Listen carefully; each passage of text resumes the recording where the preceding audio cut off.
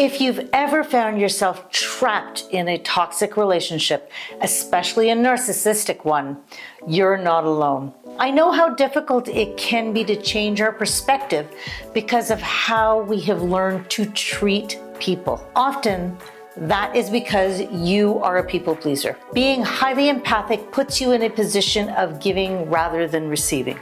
That makes it difficult for us to recognize the signs early on and protect yourself, given you have defaults that suppress your recognition of manipulative people. Hi, I'm Sonia Gandhi. I'm a therapist that specializes in surviving narcissistic abuse and a survivor myself.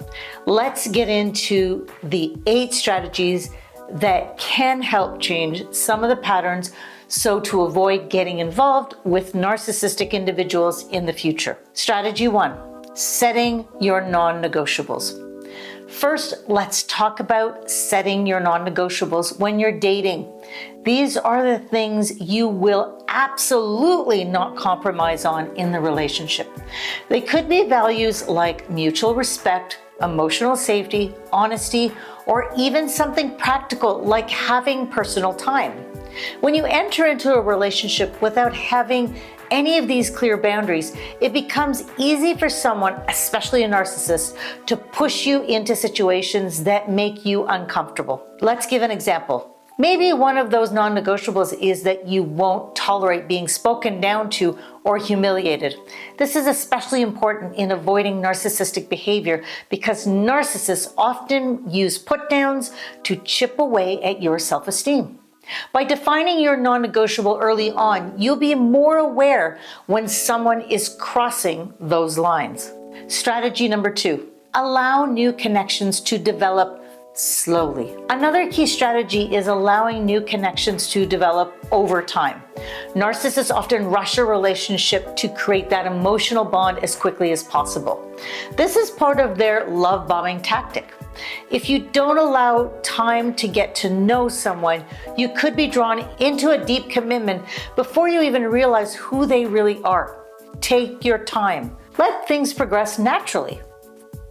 If you're feeling pressured to move too quickly, whether it's spending more time together than you're comfortable with, or even discussing major life decisions early on, that's a red flag. Trust takes time to build, and anyone who rushes you into big commitments may not have your best interests at heart. Strategy number 3, addressing criticism and setting boundaries.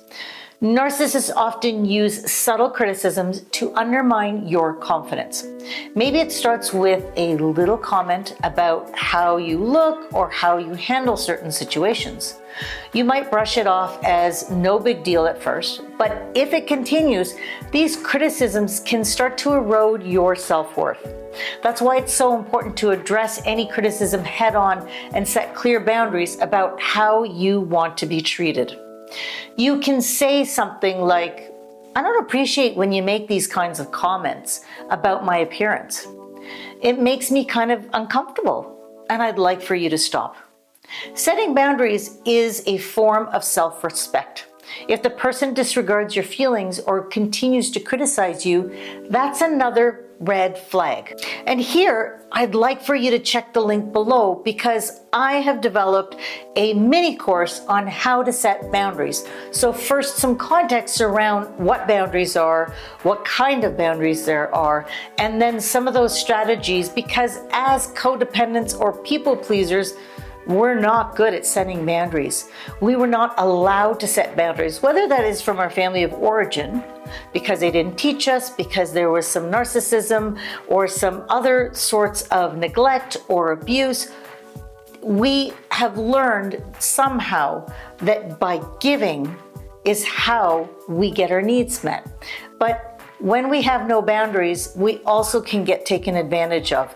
And at first, it might be okay to give because we feel like we're getting something back. But after a while, we start to resent and we get taken for granted. So check the link below for the mini course on how to set boundaries. Okay, let's move on to strategy number 4, addressing things that feel off. If something sounds off, address it. One of the reasons we often get stuck in toxic relationships is because we ignore the small red flags early on. Whether it's a comment that makes you feel uneasy or a behavior that doesn't sit right, don't brush it aside. Narcissists often try to gaslight you into thinking you're overreacting. Maybe your partner says something that belittles your achievements or makes a joke at your expense. Instead of letting it slide, speak up. If they dismiss your concerns or try to make you feel like you're being too sensitive, that's a huge warning sign. Strategy number 5. Recognizing red flags and walking away. Red flags are often ignored because we want to believe the best in people. But when it comes to a narcissist, these early warnings are crucial to notice. If you find yourself facing more than a few red flags, it's time to consider walking away. Some common red flags include a lack of empathy, constant manipulation, or making everything about them. And because we are people pleasers, we do make things about the other person, so we often miss this red flag. If you feel like the person is always turning the conversation back to themselves or showing no genuine interest in your feelings, this could be a sign that you are dealing with a controlling, toxic, narcissistic person. Don't hesitate to end things if these patterns keep appearing. Let me give you a quick example of something that I needed to do as I started back on the dating apps. I decided that one of my boundaries or non-negotiables was that if the person was going to engage with me through the app, texting, that they had to ask me questions too. What I found was I was working harder than the person on the other end. I would ask them many questions, they would answer. There would be no questions coming back. So my little red flag was saying, why aren't they asking about me? If somebody is interested in you, they're going to ask questions. Now be careful. The other extreme is narcissists ask lots of questions because they want to use that information against you. It's a fine line, which is why I go back to one of the first strategies, which is take your time in a relationship. Watch for patterns, watch for consistent behavior, as opposed to sort of the inconsistency or ups and downs. And if you're liking this content, please don't forget to subscribe, like, share, set notifications, because there's going to be a lot more information coming and some awesome new programs that I'll be developing over the next 6 months to year. And I hope you'll join me because there's great learning. And the one piece of good news that I'm going to share is that codependence can change. We are reflective, we are insightful, and we are caring. We have the ability to change, where sadly narcissists rarely will do anything to change because they don't acknowledge or reflect that there is an issue in the first place. All right, let's get on with strategy number 6. Setting a pace that feels comfortable. We want to set a pace that feels comfortable for you. One of the trademarks of a narcissist is rushing intimacy, whether it's emotional or physical. They may want to meet your family too soon, talk about marriage within the first date or very early on, or even try to control your time. But it's important that you set a pace that respects your boundaries as well as your comfort. So an example is, if you feel like you're being pushed into something before you're ready, trust the feeling. Narcissists thrive on control, and part of that is speeding up the relationship to keep you off balance, keeping things at a pace that makes you feel secure. If you feel like you're being pushed into something before you're ready, trust that feeling. Narcissists thrive on control, and part of that is speeding up the relationship to keep you off balance. Keeping things at a pace that makes you feel secure is really important. Strategy 7, observing how they treat others. Another critical strategy is to observe how the person treats others, whether it's their family, friends, or even strangers like waitstaff.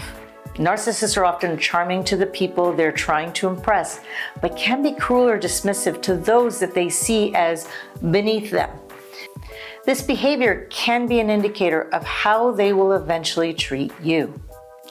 Maybe they're constantly rude to waitstaff, or they speak poorly about their friends behind their back. This lack of respect towards others is a big red flag, and it shows a deeper lack of empathy. And the last strategy is paying attention to their empathy. Narcissists are often incapable of true empathy. They may pretend to care, but if you look closely, you'll notice that they rarely acknowledge or validate your feelings in a meaningful way. This is one of the most telling signs of a narcissist, the inability to step outside of themselves and genuinely care for others.